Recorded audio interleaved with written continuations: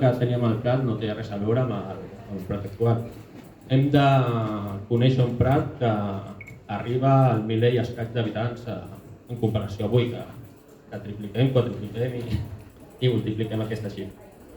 La situació del Prat, a diferència d'altres municipis del Delta, és que està completament dins del Delta en comparació amb els altres, i això li dona una situació d'un municipi isolat que en ple segle XIX pateix tant les malalties del període com el paludisme, com totes les guerres que va comportar la Guerra Francès, les carlinades, i aquest fet va fer que l'empobriment i la situació d'estancament fos habitual durant la primera meitat del segle.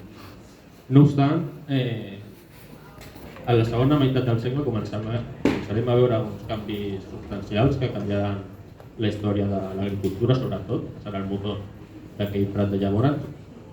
I el primer factor que trobem és el 1855 amb l'arribada del Canal de la Dreta, que per la riba dreta del Llobregat regarà tots els conreus, canviant d'una agricultura de secà a una de regadío. Aquest fet és molt important perquè comportarà que molts capitals de llavors posin la mirada al nostre Prat i amb els canvis que això comportarà. Un d'aquests capitals que arribarà al Prat, via herència de la seva mare, és la figura de Ferran Puig. Ferran Puig és un industrial nascut a Girona, però afincat a Barcelona durant tota la vida, i la seva contribució a la indústria l'hem de trobar en el sector tèxtil, sobretot a la zona de Sant Andreu de Palomar, l'actual barri de Sant Andreu, on hi bastirà la fàbrica de la vapor del fil.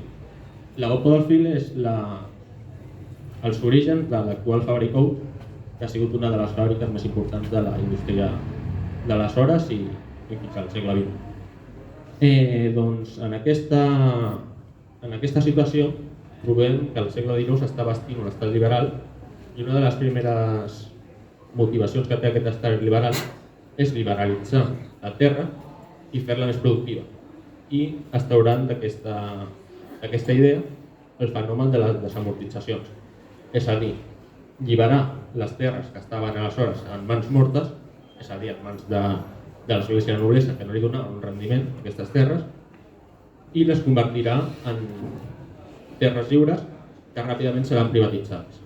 També passarà amb les terres comunals. Aquí en el Prat tenim l'exemple de l'estany del Remolar o de la Ricarda, que passaran a mans privades, i tot aquest procés comportarà que des del Canal de la Dreta i aquest procés desamortitzador, en Ferran Puig vegi una oportunitat al Prat per fer diners. A l'any 1854, en Ferran Puig compra les primeres terres aquí al Prat i acaba adquirint fins a finals del XIX tota la Bunyola, és a dir, tot el districte de la Bunyola acabarà sent d'ell, convertint-se en una figura més que significativa de la política i l'economia del Prat.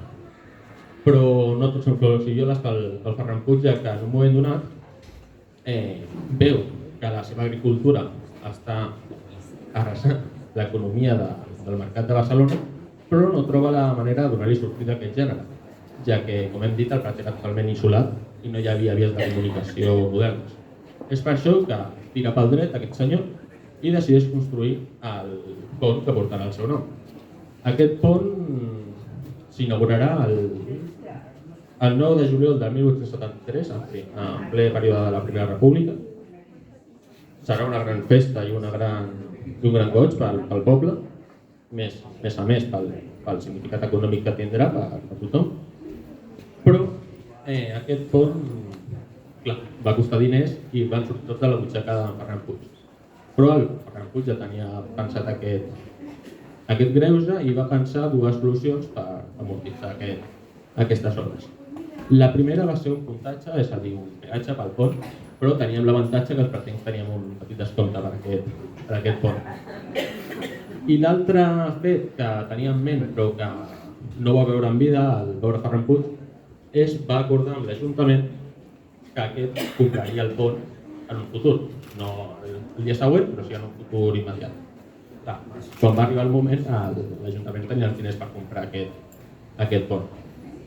No serà fins al 1939 quan podrà comprar-ho, i de manera que ja explicarem. Uns petits detalls del pont. Primer, que era metàl·lic, que com veiem a la maqueta, era un pont metàl·lic que el trobaríem ubicat entre els futurs ponts de l'autovia i del ferrocarril, que són a posterior. Feia uns 5 metres d'alçada i tenia 100 de llarg. Val a dir que, tot i la innovació i el que va suposar a nivell de comunicacions, la passarel·la de fusta era molt estreta i només permetia que passés un carro en sentit únic. Clar, això va dificultar una mica l'exportació cap a Barcelona, però millor això que en la barca medieval, que ja va desaparèixer en aquell mateix moment. Ja per acabar, voldria dir que això, que l'Ajuntament no va poder comprar el pont en el seu moment i això va fer que quan morís Ferran Puig el 1901 la propietat passés pels fills, per diverses mans al final. Fins i tot va acabar l'església, que curiosament Ferran Puig era l'antítesi perquè va arribar a substituir l'església al Prat. Però en un moment donat aquest pont tindrà una segona vida perquè, tot i que el seu estat era lamentable als anys 30, ja es va bastir al pont de les Voltes,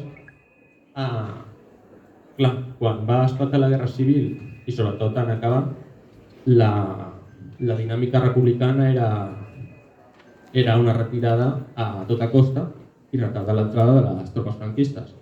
És molt conegut el cas de dinamitar ponts, carreteres, i en aquestes, en el Prat, es dinamiten tots els ponts, menys el de Ferran Puig. Que clar, no feia falta perquè era tant a l'estat en què estava que no era intransitable. Però tot i així, les autoritats franquistes en arribar necessitaven passar de manera urgent a Barcelona. I el que van fer és a correcuita arreglar-ho com van poder i aquest arreglo va durar fins al 1950, ja que va ser l'únic pont que vam tenir del 39 fins al 50. Quan es va fer el pont de la Gran Via, aquest pont ja va deixar d'usar-se i va caducar al pas del temps. I no sé, s'hauria de mirar ja a nivell arqueològic i veure si queda alguna resta d'aquest pont de Ferran Puig, que també li deien el pont dels carros, de manera popular. Això ja és una tasca que estaria bé fer una visita o fer alguna cosa i mirar si es troba.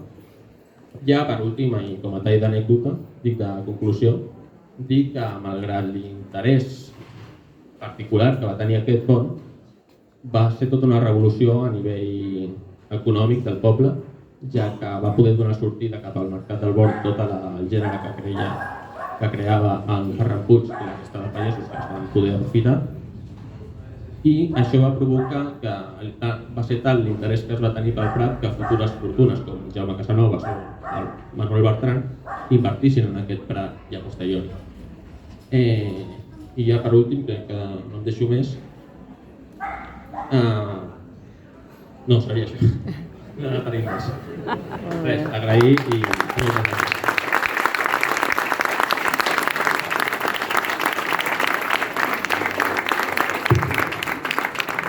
Bé, ja hem comentat amb el Pau, moltíssimes gràcies, Pau. Dic, no ens donguis tota la informació perquè a primers de l'any vinent es farà una exposició i algun acte més, per descomptat una xerrada ampliada i amb imatges, etc., que ens farà en Pau per parlar de la importància d'aquest pont d'ara fa 150 anys.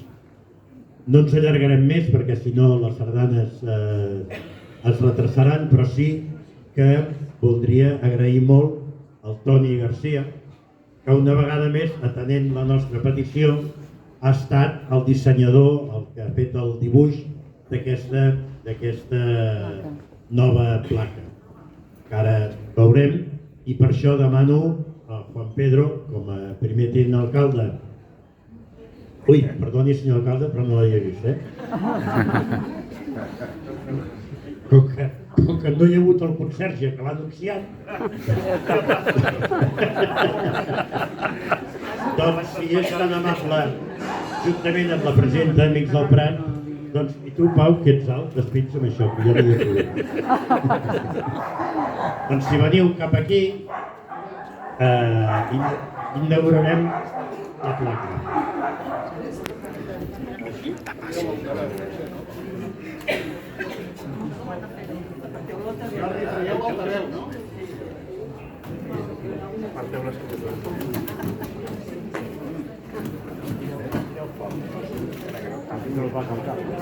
Això potser no excessivament. Ara.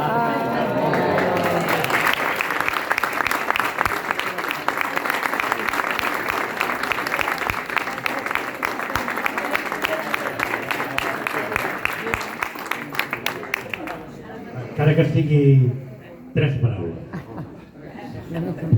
Moltes gràcies a tothom, serien 4. No, de debò, gràcies per la feina que feu des de Mixartat, gràcies a tothom que hi participa. Crec que és important per un poble, per una ciutat, per una comunitat, tenir memòria, recuperar-la quan toca, no reescriure-la, sinó recuperar-la quan s'ha oblidat. Tenir memòria perquè, evidentment, sempre ho diem, però no ens cansarem de dir-ho. Un poble que no té memòria no té futur. No? Per tant, moltíssimes gràcies per la feina que feu i benvinguda a aquesta hora.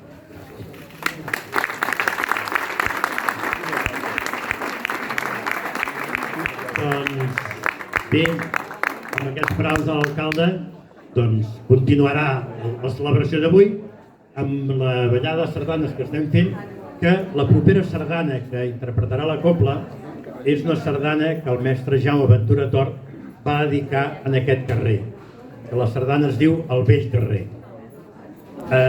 Esteu tots convidats a ballar sardanes i em descuidava una cosa també, agrair a l'Ajuntament que ens va facilitar el fet de poder penjar la placa perquè tenia una miqueta la seva enjúndia, que diuen. Pesava una miqueta. Per tant, doncs res, tots